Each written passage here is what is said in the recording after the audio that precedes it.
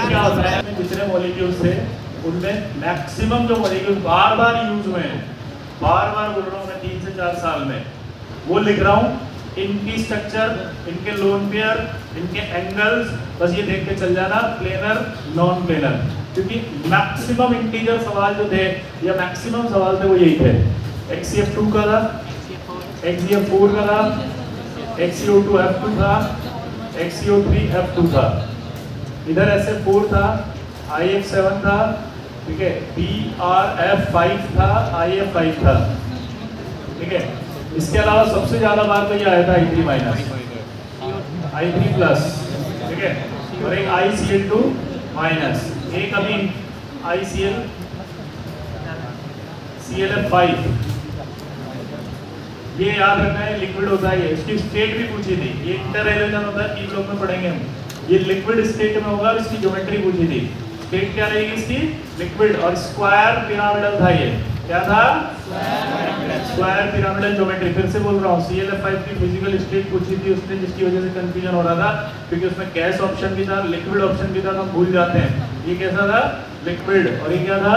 Square pyramidal geometry, ठीक है। तो ये मॉलिक्यूल सारे के सारे बार बार आ रहे थे, ठीक है। तो ये आपको अच्छे से देख के जाने हैं।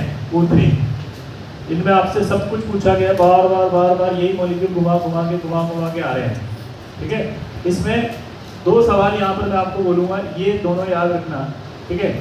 इसमें क्या था कि ये आपका सीसा होता है, लेकिन इसकी ओरिजिनल ज्योमेट्री एक और है, PCl5, ऐसे याद रखो आप। ये PCl5 और ये IF7, इन दोनों को याद रखना है। ये आपका TBP ज्योमेट्री होता है और ये आपका PBP ज्योमेट्री होता है।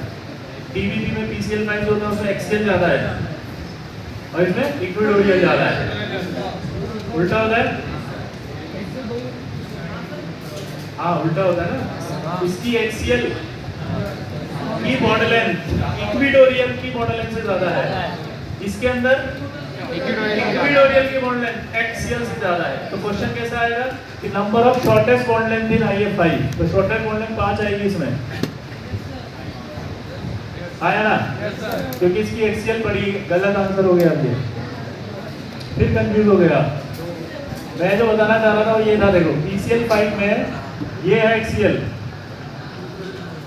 ये एक्सियल है, ये ज्यादा होती है PCl एक्सियल, ज्यादा किससे? PCl इक्विटोरियल से, आया ना? इधर IF7 की बात कर रहे हैं हम, ये है IF7। ये बहुत बार सवाल आ चुके हैं, ये सब ये पढ़ जाना, ये आएंगे सवाल।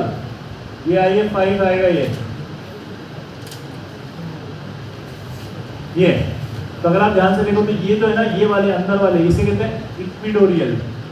तो IF7 इक्विटोरियल ज्यादा होता है IF7 एक्सियल से, याद रहेगा। अब जब इन सब मॉलिक्यूल में उसने बार बार लोन पेयर पूछे थे, तो फिर मत भूलना, मैं आपको इसका भी की पॉइंट दे रहा हूँ। Boron, carbon, nitrogen, oxygen, chlorine और नियॉन।